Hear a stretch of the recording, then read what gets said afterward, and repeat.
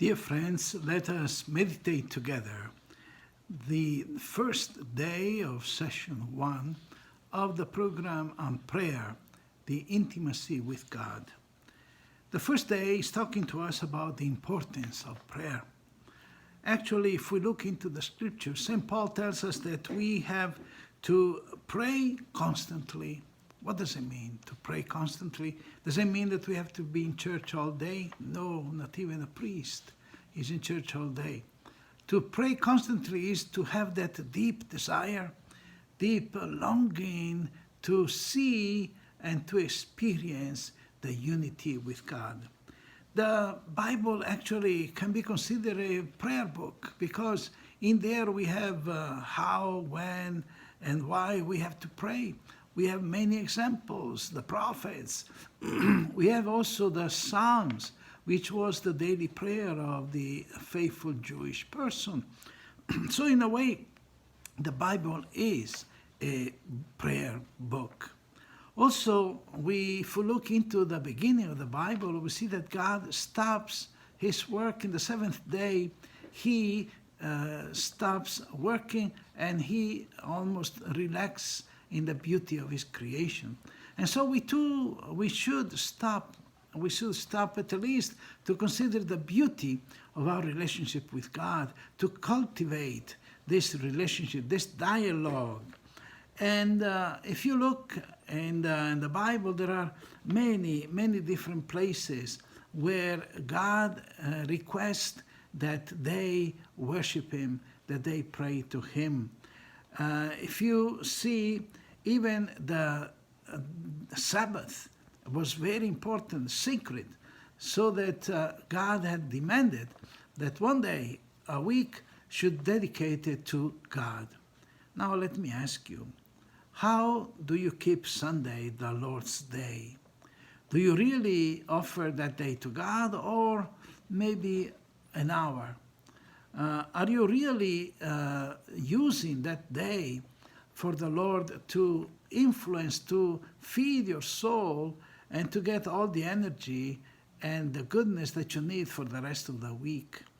How do we really sanctify the day of the Lord? Then if we look into the Bible, we see two types of prayer. One is a community prayer, the other is individual. The community prayer is done with a feast, with the celebrations, and like I said, with the Sabbath.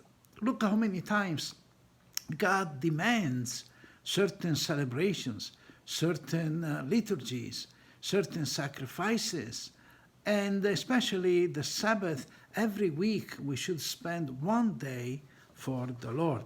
So that is done in community. But for instance, in the Bible, we also have the Psalms. The Psalms were individual prayer done every morning and noon and night by the faithful Jewish person.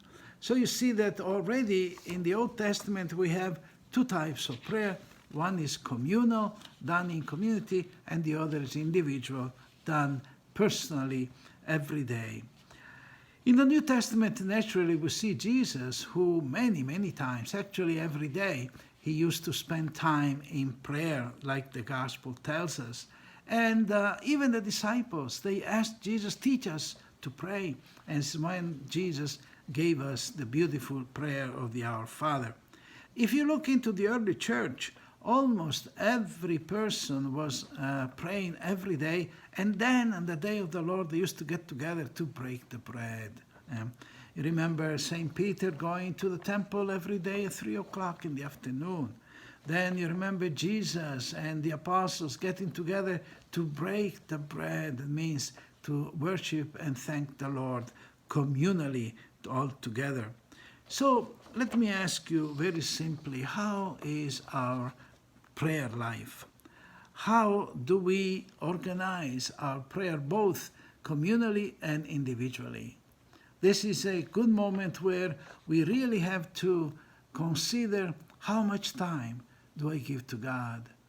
Do I really honor him and by giving him at least one full day for the Lord? So let us reflect and let us see the importance of the prayer in our life, and let us meditate upon the invitation of St. Paul that we have to pray constantly. Bye-bye.